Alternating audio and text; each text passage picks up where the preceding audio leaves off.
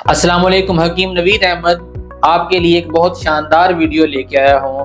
Video को मुकम्मल देखें। जिंक की कमी से होने वाले नुकसान, जिंक क्या है, जिंक की कमी को आप चंद रुपयों में कैसे दूर कर सकते हैं, मैं इस वीडियो में मुकम्मल में बता रहा हूँ। आप हमारे साथ साथ चलें। नए आने वाले हमारे दोस्त, हमारे साथी चैनल को ज़रूर सब्सक्राइब कर लें।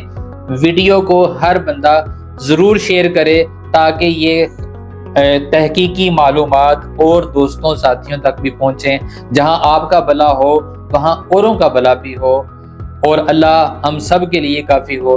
जिंक एक ऐसा आला मिनरल है, ये हमारे जिस्म में बहुत तरह के काम करता है।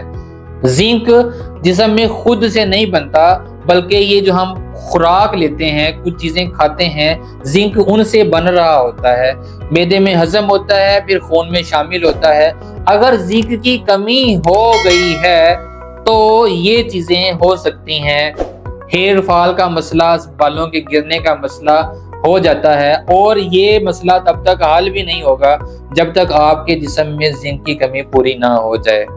अगर खवातीन हैं तो लिकोरिया और कमर दर्द का मसला भी हो सकता है, और अगर मेल हैं तो स्पर्म की कमी और बीमार और जो पतली मनी भी इससे होती है। बच्चों की ग्रोथ में ये असर अंदाज होता है। मैं समझता हूँ ये इसका सबसे बड़ा नुकसान है। अगर हमारी जनरेशन नस्ल ही सेहतमंद नहीं होगी तो बच्चे क्या करेंगे बड़े होके।